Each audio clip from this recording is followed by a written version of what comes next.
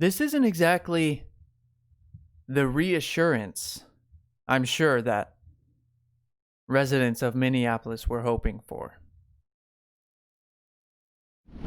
We've got to cut through the noise. I'll tell you what, each and every time one of these letters comes out to the public from the chief of police of one of these devastated cities, absolutely torn apart by riots. We saw one come from Seattle. We all know what happened there. We don't need to discuss that again. If you missed that video where I read that letter from the chief of police of Seattle, you can find it right here. There's a thumbnail in case the link is not working or whatever. But now we've got one from the Twin Cities, Minneapolis. In case you're unaware, it's been torn apart. Over $500 million of damages expected. That's the second highest in U.S. history from a civil disturbance. And in case you weren't aware, don't buy the lie that all of the protests, all of the things going on in America, they're just peaceful. They're peaceful. Well, yeah, protests are supposed to be peaceful, but when you're causing $500 million in damage, I think that crosses a line, don't you think? Wouldn't you say that? We're going to read this letter. It's a good one. You don't want to miss this, okay? But make sure you don't miss future videos as well. Subscribe. Give me the dingies. Hit all of them. Hit all the dingies. And you won't miss another video. Let's read this article first. Or some of it. Police chief responds after robbery spike in southwest Minneapolis. Medalla Arredondo says there has been an uptick in crime in 2 of its precincts. Gee, I wonder why. Minneapolis Police Chief Medalla Arredondo has issued a statement in response to and I know I just overflowed with my whiteness, just exuberated out of me because of the way I said his name. I tried my best, so get over it.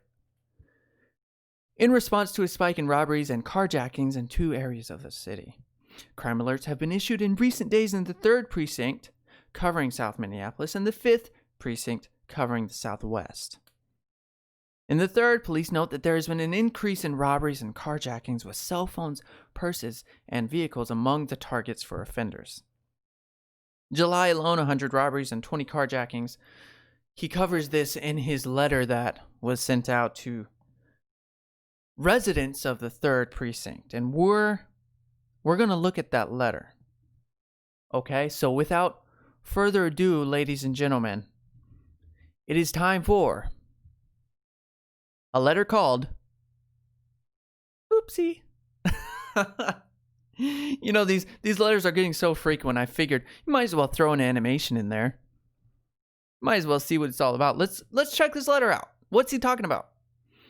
Attention, he says, 3rd precinct residents.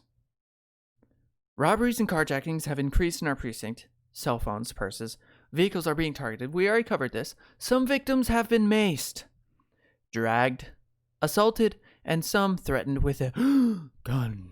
Most of these crimes have occurred north of 42nd Street, east.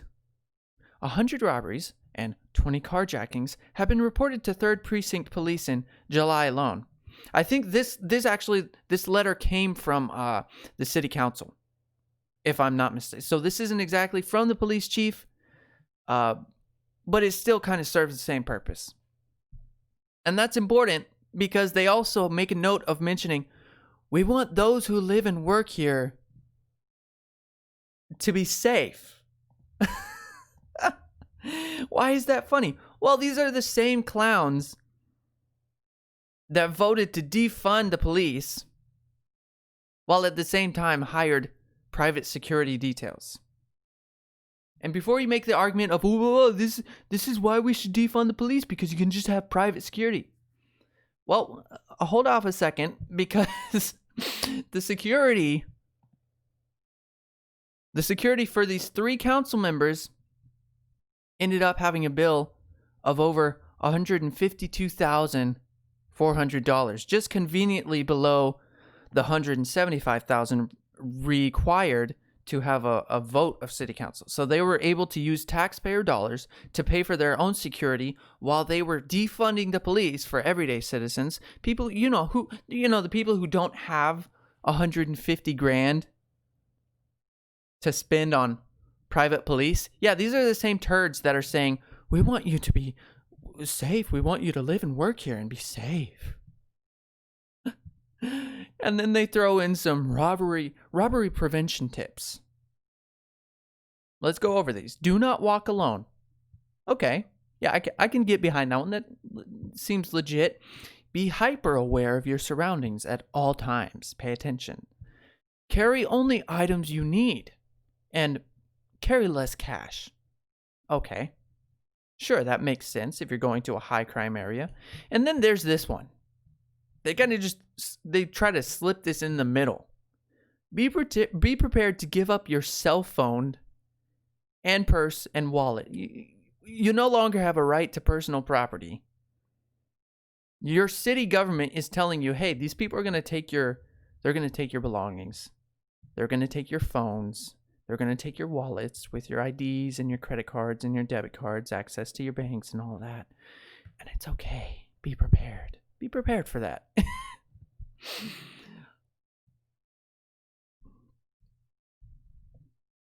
The same people are defunding police. They've already voted 12-0 to abolish police in the city, while at the same time having private security, and also at the same time telling everyday citizens, you need to give up your cell phone and your wallet if you're going to live and work in this area. That's fantastic. This is great stuff. Let's move on to carjacking prevention tips. Lock your doors while driving. Don't stop for strangers who are trying to approach you or stop your car. Park in well-lit areas. Always be hyper aware of your surroundings. You already said that, but okay. They're kind of scraping the bottom of the bucket, aren't they? Use a tracking device. Now you have to go out and buy a tracking device. Instead of your government doing its job, you're going to have to spend your own dollars on top of the tax that you pay to us to have our own security. Never leave anything of value in your car. Never leave your car running unattended. That's kind of a given. Memorize your license plate number. Okay. Yeah, let's be adults here. My goodness. Here's an image of how bad the damage has been in the areas regarded in the letter. As you can see, pretty bad in the 3rd precinct area. A little not as bad in the 5th precinct. It's not as bad. There's just property damage, but it's not fire damage or destroyed. Most of it. It's fantastic. Man, the Twin Cities continue to amaze us all, don't they? What are they going to come up with next? I can't wait to find out. I'll catch you next time. I don't know about you, but I felt my IQ raised by at least 30 points. I don't even know if that's good or not. I feel like that's a significant amount. I think that's worthy of a subscription if you haven't already. Make sure to hit that subscribe button. Hit the little bell. Otherwise, your subscription means nothing. You mean nothing if you don't bell me. Also, watch one of these other videos. Thanks.